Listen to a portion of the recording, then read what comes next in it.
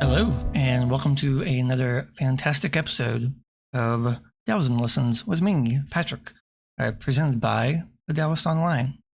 The Taoist Online is a medium.com publication where we publish stories about, of course, Taoism, but also philosophy, other religions, spirituality, mindfulness, everything under the sun that has to do with your spirit and your well-being.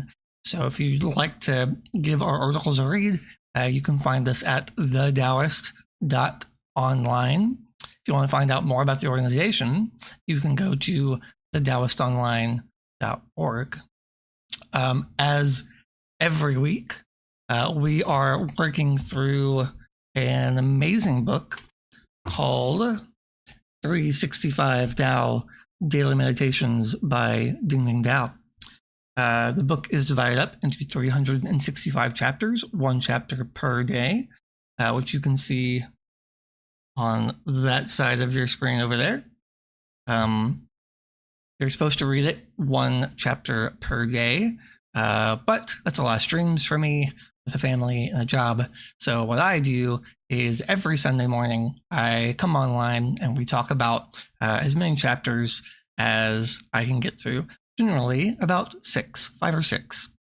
And then we'll read it together, and then we will discuss what's going on and see if I can open anyone's minds or just maybe share some light on the text.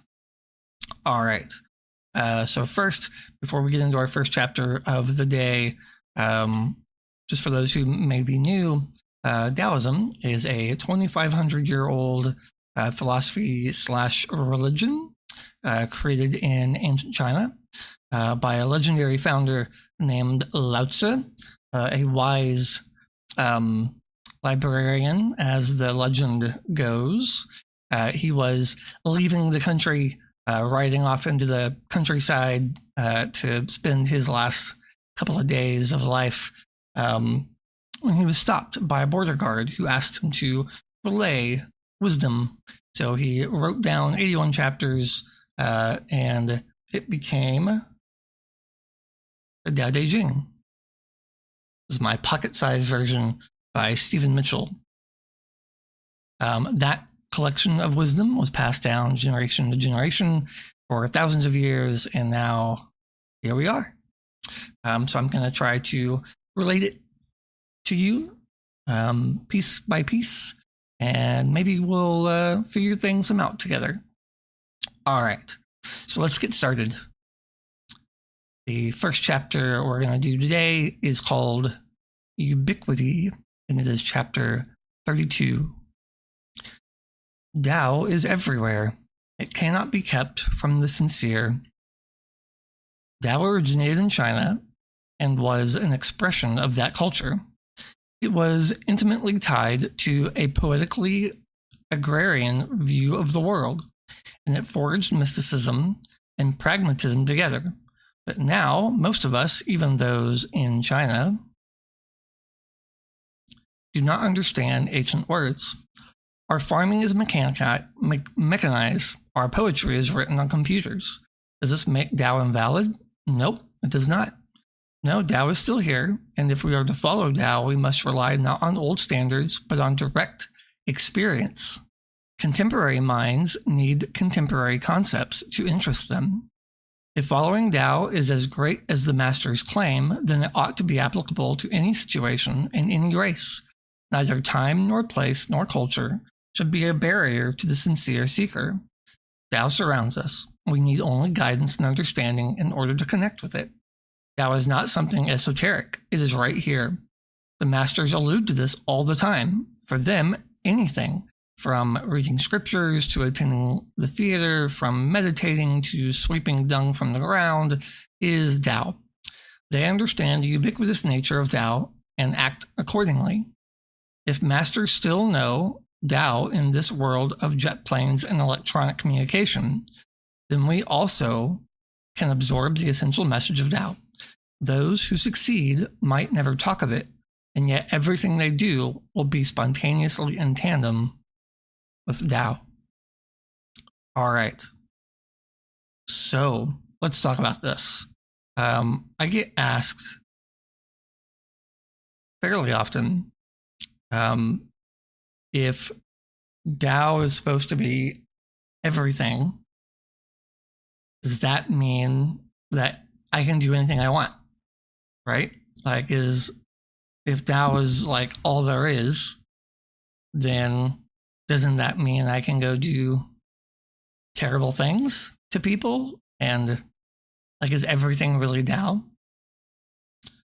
And to that, I would say kind of.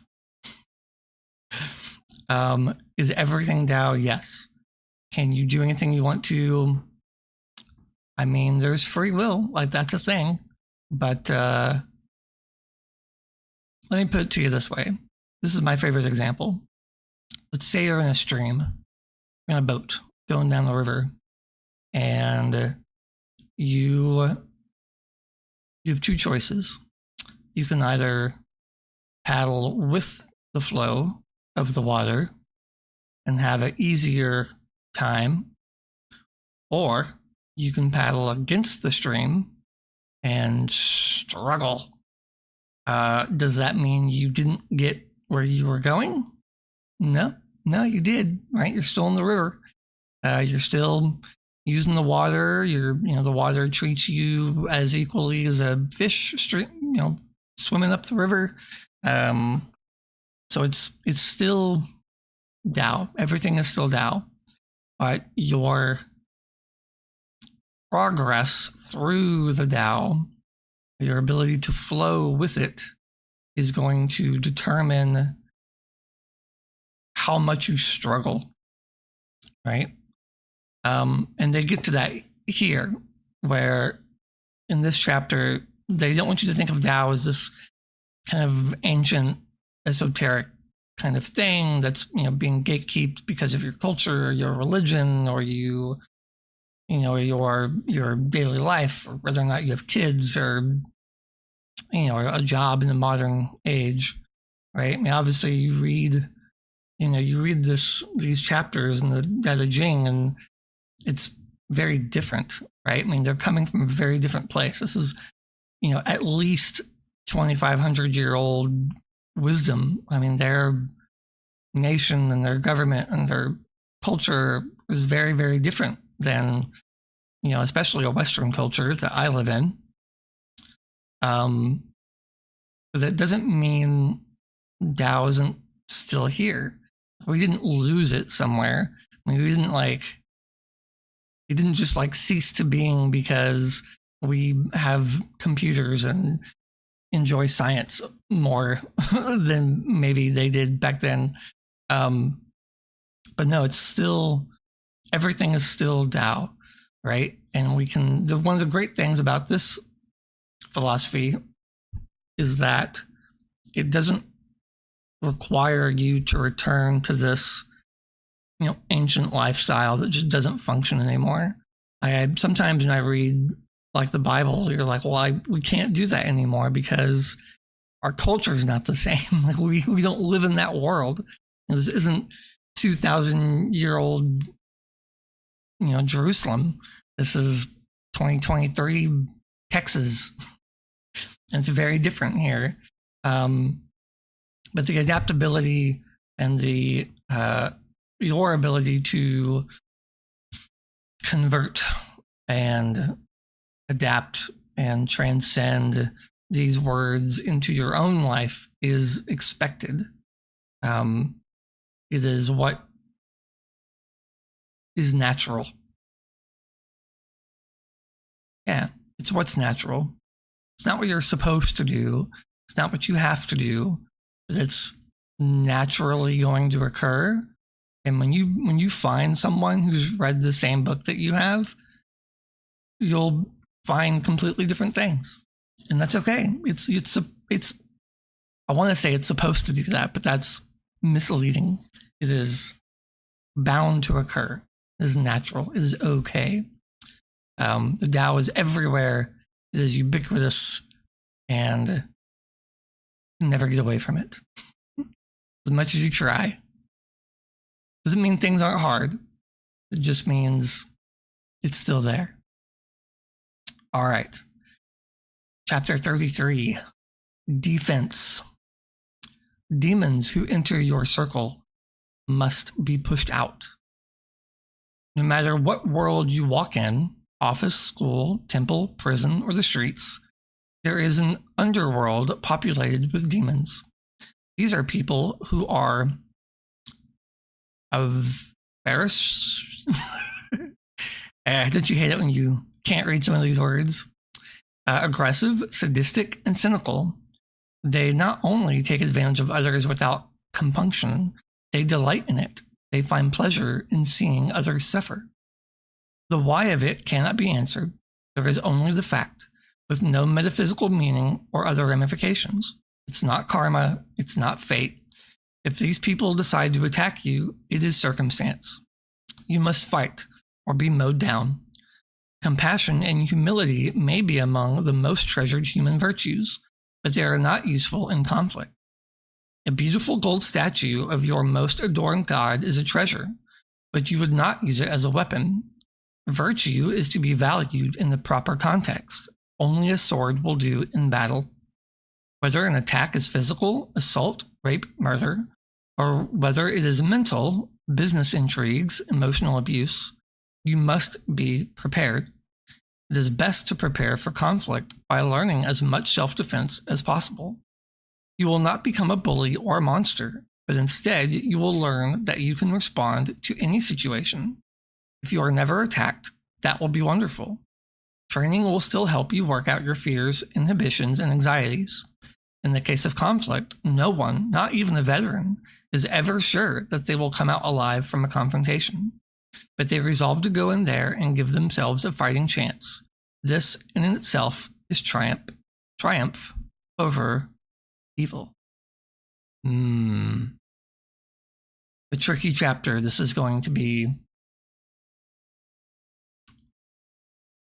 Going back to our last chapter, there's this idea sometimes that Taoism is a very pacifist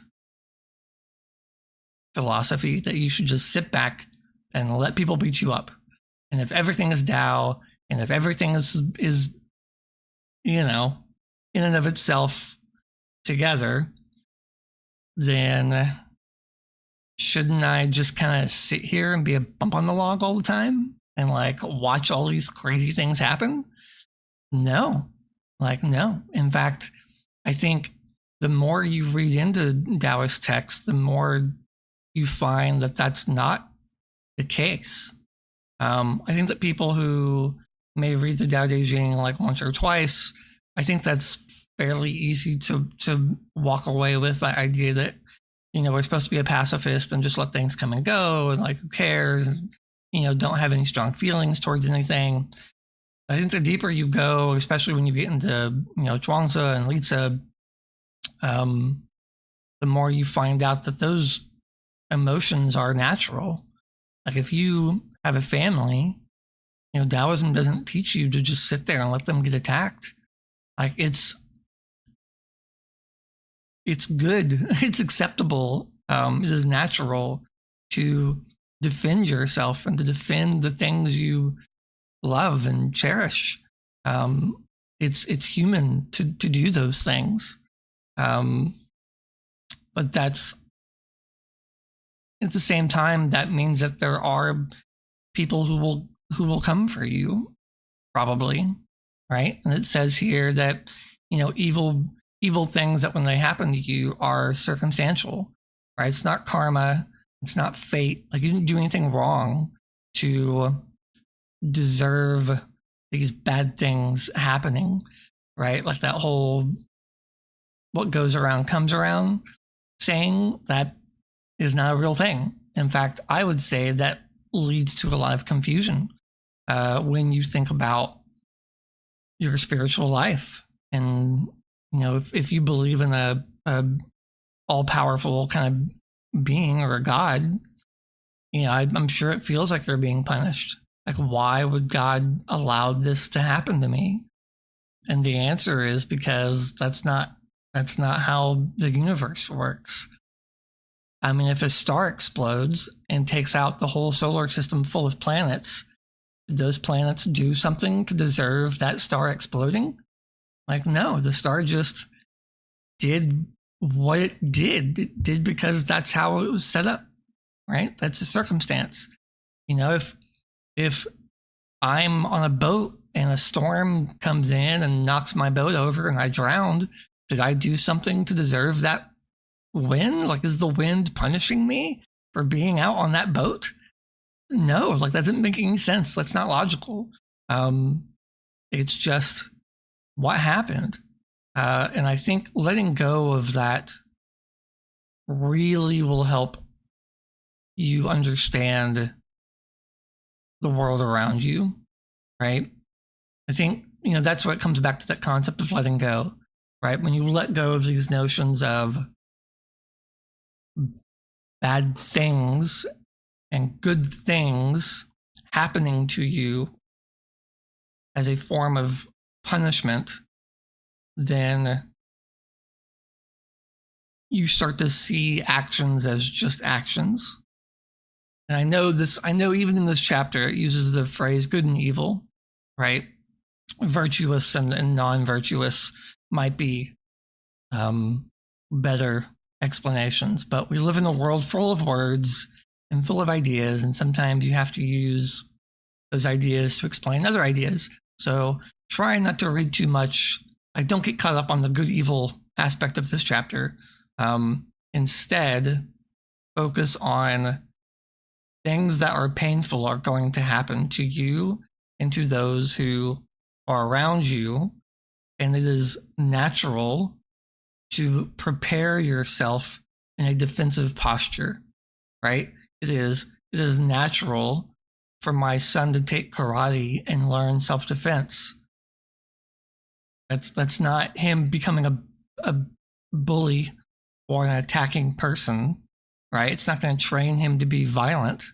It is him preparing for the life that everybody knows is coming, right? And it's okay. It's okay to be defensive and to protect those things around you. All right. 34. Engagement. Prey passes the tiger, who sometimes merely looks, sometimes pounces without hesitation, but never fails to act. Life is a constant series of opportunities. If we don't reach out for things, if we don't take advantage of what comes our way, then we cannot be in harmony with the essential nature of life. The tiger is the same way. He confronts to every situation that comes. If he spots prey and is not ready to hunt, he will let it go. But he has not failed to act. He has knowingly let the prey escape. And this is much different from someone who loses a situation through slow reflexes or inability. When the tiger wants his prey, he pounces upon it without any thought or hesitation. There are no morals, no guilt, no psychological problems, no ideologies to interfere with the purity of his action. This undiminished grace in action is called non-action. This is engagement. Whatever comes to you, you must engage it somehow. You receive it. You may alter the circumstance and let it go. You may interject something of your own into it, or you may knowingly let it pass. Whatever you do, there is no need to be apathetic towards life. Instead, full participation in all things is the surest way to happiness, vitality, success, and a deep knowledge of Tao. So, engagement. It goes back to, again, I'm just going to wrap all these things into each other as we go, because they're all meant to be, they're all kind of touching on the same thing today. And that is action, like your actions. In Taoism, there's this great concept called Wu Wei, Chinese words. Wu Wei can be translated loosely into a couple of different ways. Non-action, I like the translation of effortless action, right? It doesn't mean you did nothing. It means that you chose to do an action effortlessly. You didn't overanalyze it.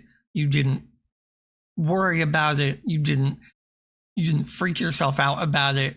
You just saw the situation, it arose, and you did something, right? Whether that's sitting there and letting it pass, whether it's getting very involved and attacking your prey like this tiger did. They are both engagement, right? So just because you sat there, that's still a form of engagement. That's still action. That's still effortless action. And one of my favorite examples of Wu Wei is Michael Jordan, one of the greatest basketball players to have ever played. He got interviewed in the early 90s when he was just racking up world championships. And they asked him, how are you able to do these things? Like, you take all these game-winning shots and you're just so skilled when you're in the air. How do you do it? And he said, I don't know. He said, it just happens. It just flows effortlessly. A lot of athletes call it being in the zone, where they just are doing things. They're not even thinking about it. It's just naturally occurring. And they have trouble putting it into words. It's more of a feeling. It's a mindset. In fact, when you can hook up, I saw a YouTube video where they put these archers, these sharpshooters into, like, they put all these little diodes on their head and they monitored their brain waves. And, as they're standing there, their brain is active, right? All these waves. And then they line up that shot and you can watch their brain activity literally drop. And everything gets very quiet. Everything focuses. Certain parts of their brain get real quiet and certain parts of their brain get really active. And then when they release, when they shoot, everything returns back to kind of how it was. And that engagement level, that pure moment of focus, that's Wu Wei, that's effortless action. Taoist masters believe that you can live your whole life that way, right? That you can be kind of in the Tao, have that mindset all the time, whether it's washing dishes, whether it's sweeping floors, whether it's, working at your job or taking care of your kids or your family or whatever, right? Everything can be in this very engaged, keyword, in this engaged mindset, right? In fact, in the last chapter, it touched on that too. Here, I love this summary. Whatever comes to you, you must engage it somehow. You receive it. You may alter the circumstance and let it go. You may interject something of your own into it, or you may knowingly let it pass. Whatever you do, there is no need to be apathetic towards life, right? Like, there's no reason to sit there and think, well, I'm just going to let everything happen to me, right? Like, just come what may. Who cares? Because that's still a choice. Like, and you need to recognize that is still a choice. You're always free to do whatever. And that goes back to what we were talking about in the last chapter. Like, you're not being punished for anything. Like, this isn't like, why do bad things keep happening to me? You're choosing to accept things and then just accept them. Like, you're doing half the work, right? It is okay to push and to strive to be beyond your current circumstances. You don't deserve bad things and you don't deserve good things. It's just things. It's just your actions and the consequences and the circumstances that you find yourself in. Yeah. I know that can kind of rub people the wrong way sometimes, because it's easy to feel like I deserve this. And I've said it. I say it all the time. Try not to. You work really hard at work and you're like, man, I deserve this raise. Like, I deserve this promotion. This company's making a ton of money. Like, I deserve this. And you get really angry at it. It's very easy to be frustrated and just quit. But you have to just let that go. You have to just accept that circumstances are what they are. And to have that inner virtue is to do it anyway, to do what needs to get done and move on.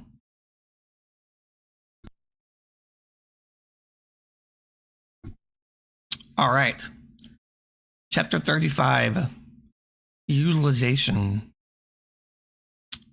Kites harness the force of the wind. They express our intent, but they cannot change the wind. A person with a kite can make it dip, turn, and flutter at will. An expert can even use a fighting kite and engage another's until one is cut loose. It's fun flying a kite, feeling the gigantic tug on the end of your line. Sometimes the wind is so strong that it will nearly lift you up off the ground. When you harness the forces of nature, you harness something quite powerful. This is an example of the proper utilization of Tao. It is taking advantage of natural forces. It means accepting the way they work and then finding a way to borrow their power. It does not mean trying to change or circumscribe to things. If the wind is not blowing our kite the way we want, we cannot change it. We can only borrow its energy. When initiative and natural forces are combined, there is true harmony. Let's go back to the river. Okay. So earlier in the previous chapter, I talked about the example of the river and you being in the river in a boat, right? And you have a choice. You can paddle with the water, or you can turn around and paddle against the water. You're still paddling. You're still eventually going to, do what you kind of want, but man, you sure are exerting a lot less energy if you just go with the flow and just work within those circumstances, right? If you try to control every circumstance and every situation, that's foolish. It's folly, right? Like you're gonna lose. You're gonna get hurt. You're gonna get mad and frustrated and have pain. I love this example of a kite. I haven't seen this example before, but it's amazing. If there's no wind, you can't fly a kite. You can stand there and toss up your kite as much as you want to. It's not going to fly, right? Situations are that the kite needs wind to fly. No wind, no fly. It's that simple sometimes. Again, it's not punishment, right? The wind is not being like, haha, I'm going to teach him not to fly this kite today because he cheated on his math test, right? Like there's no God up there being like, whoa, you didn't eat your breakfast today. So, no win for you. That's silly. It's just ridiculous sounding. But when you take that a step further in the more of a real world circumstance, did my loved one get sick because I did something wrong? Did they do something wrong? And so this virus is attacking them? What did they do to deserve this pain? That also doesn't make sense, right? That's just as nonsensical as trying to fly a kite in no wind. You can control that kite just to a certain degree, but it'll never fly. Here at the end of the chapter, it talks about how to utilize the Tao and take advantage of those natural forces. For example, with the kite scenario, wait till there's a bunch of wind and then go enjoy your kite. If you're paddling down the river, maybe stop trying to paddle so hard against the current. Maybe get out of the river. Maybe drag your boat, right? Maybe just enjoy the ride. If you can't get to where you're going, well, then you're just going to go somewhere else, right? And try and see where you're about to go and prepare yourself the best you can. Going back again to the previous chapter, defense, right? Defense. Prepare. It's okay to prepare. It's completely okay to prepare yourself of where you might go. Now, you shouldn't freak out about it. It shouldn't keep you up at night. Don't have a bunch of anxiety or fear about, what's going to happen. Prepare yourself. Like that will alleviate some of that fear and anxiety if you feel you are well prepared. That's utilization. That's utilizing the Tao appropriately, right? In your benefit.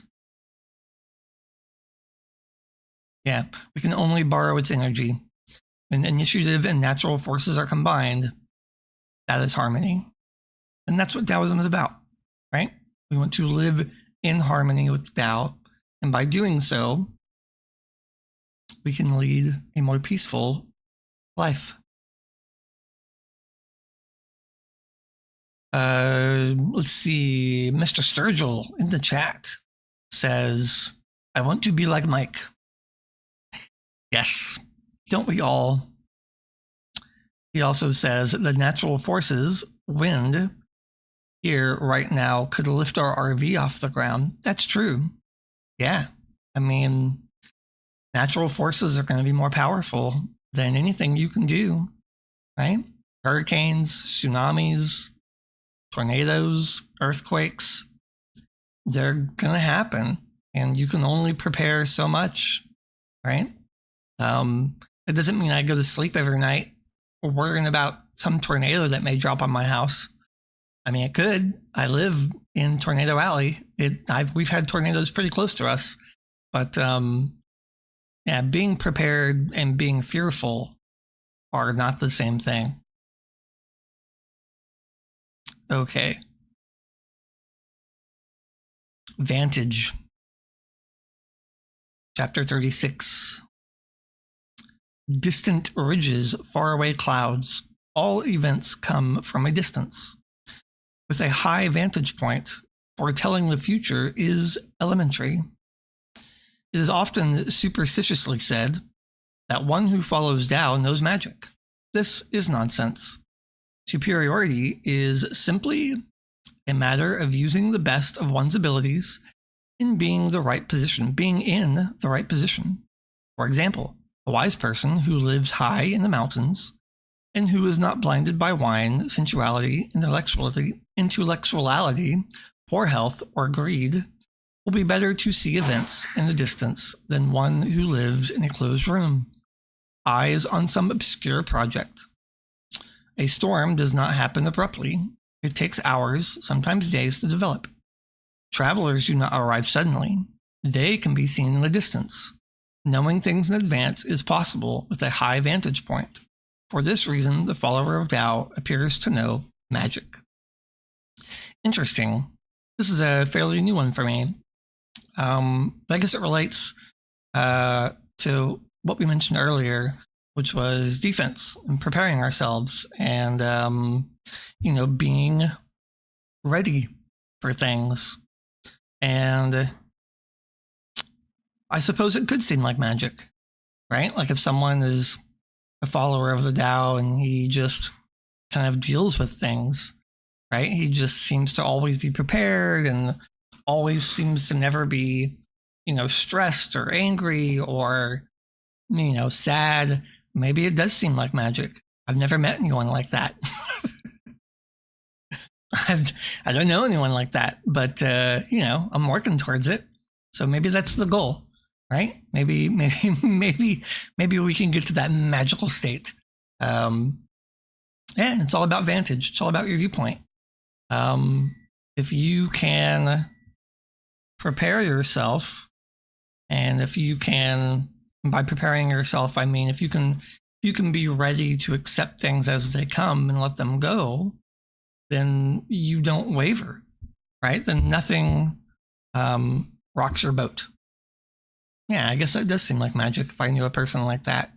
You can always kind of stay going, right? You always stay moving forward. Doesn't mean you don't get angry. You don't get sad. I suppose it just means you're able to kind of see things, right? You're able to foresee that, hey, things that are going to hurt me will come, and things that will hurt others will also come. And I can prepare myself emotionally. I can prepare myself physically, mentally. And when those things happen, I can take care of them. I can do what needs to be done, and then move on. Let things go and go on to the next thing. Yeah, perspective. That's how I would say it, right? Instead of vantage, maybe we could restate it as perspective. Yeah. Comment in the chat says, with a high vantage point, foretelling the future is elementary. I would offer that we are best served when we are always aware of our surroundings. Pay attention. Exactly. Yeah. Be mindful of what's going on around you, right? Be able to see everything that's occurring, right? Don't be blind to certain things. I think a lot of times we have this notion where we kind of wake up and we're like, oh my gosh, this horrible thing just happened. Like, what's going on? And then, you look back and you're like, oh, probably could have seen that one coming. Well, why didn't she see that one coming? Well, maybe I wasn't really mindful of my surroundings. Maybe I wasn't paying attention to things I should have been. Being in the moment and living in the moment. And like, think of it like this. If you only have so much mental capacity to think about everything, right, at any given moment, if you focus enough on right now, all the time, right, then you're constantly looking at what might be happening, right? So it's not like I go to bed and I just think about the future and then forget about what happened today, right? No. I'm thinking about today, right? I'm thinking about and taking care of right now, because I know if I take care of right now, whatever comes, I will be better prepared. I will be able to handle this and deal with this situation better, because I know that today I took care of everything the best it could be, right? Yeah. I'm going to have to think about that one. That's a good one. All right, 37. Discord. Not to be confused with the computer app. Discord. Sorry. Everyone, shout out to everyone in the Discord community. If you don't know, we have a Discord community. We'll try and remember to put the link to that. You can all join if you want to. All right. When birds fly too high, they sing out of tune. There are times when we feel out of harmony with our surroundings. Matters do not go our way, and we feel confused and disoriented. Sometimes these moments will last a day. Sometimes they may last for weeks. When we feel like this, we are not integrated with the Tao, or, as it is sometimes metaphorically said, Tao has flowed elsewhere. Being constantly in touch with Tao is an ideal. There will be times of misfortune and discord from external sources.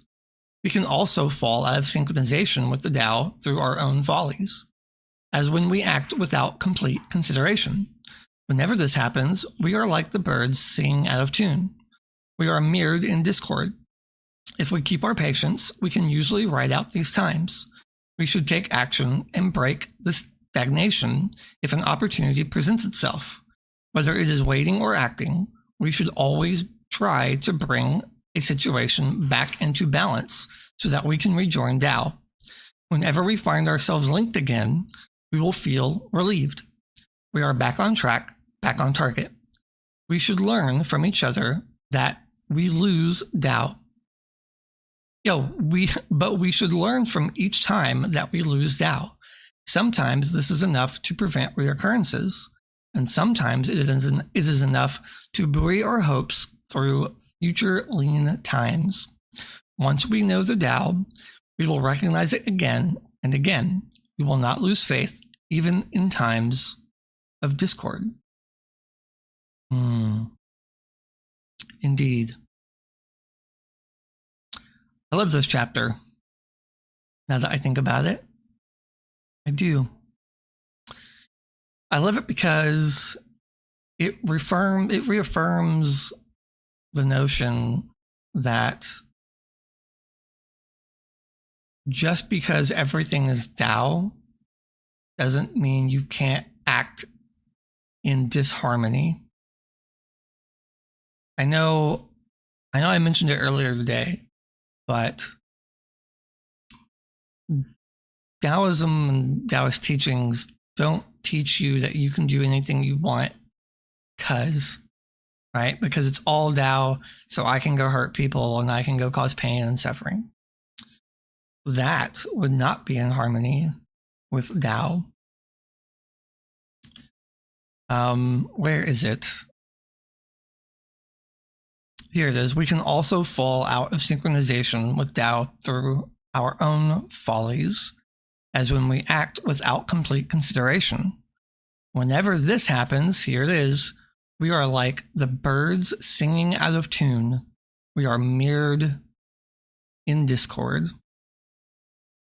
Discord, by the way, is defined as disagreement between people, lack of agreement or harmony between things, lack of harmony between notes sounding together. Aha! A chord that is regarded as unpleasing or requiring. So take in music, right? You have dissonance in music. I could spend a whole hour talking about just musical theory. But some notes, when played together, sound happy. Some notes, when played together, sound sad. These sad notes, when you play them together, that is a dissonance, right? That makes them sound like they're fighting each other. It is unpleasant. That is what not flowing with the Tao feels like. It feels like unpleasantness. It feels like unacceptance. And yeah, you can choose that. You can choose to struggle. It's still your action, but when you synchronize your efforts with Tao, it is, as they say, it is enough to buoy our hopes through future lean times. Once we know Tao, we will recognize it again and again. Also, if we keep our patience, we can usually ride out these times. We should take action and break the stagnation. Whether it is waiting or acting, we should always try to bring a situation back into balance. It's about balance, right? It's always about balance, right? The yin yang. Oh yeah, I'm wearing our merch. So the yin yang, our symbol, the Taoist online symbol, right? If I were to take this shirt and constantly rotate it, that is the real kind of yin yang, right? It's not a static thing, right? Because that would mean that, yang is over yin and yin is over yang, like permanently. No, it rotates. So sometimes you have yin on top and is dominant. Sometimes you have yang on top and is dominant. And they trade places, always, right? There's a little bit of yin inside the yang, a little bit of yang inside the yin, right? It's all together. It's all balance and harmony. And this is the goal, right? And by being in balance and modeling ourselves and our lives after this continuous cycle of nature, that will bring you harmony. That will bring you peace. Cool. All right. Well, we're going to cut it short today, guys. We're just basically at the same time we were last week. Look forward to next week, adapting chapter 38. We won't go into that today. I appreciate you guys for stopping by and joining me this Sunday morning. If you want to help support the Taoist Online organization, you can do so through the coffee link down below. You can go to thedaoistonline.org. We have various merch available. We even have some fall pumpkin themed merch if you guys are into that kind of thing. I know I am. So yeah, thank you guys very much. I will see you guys next Sunday, and I'll have this recording posted on YouTube sometime this week. All right. See you guys next time.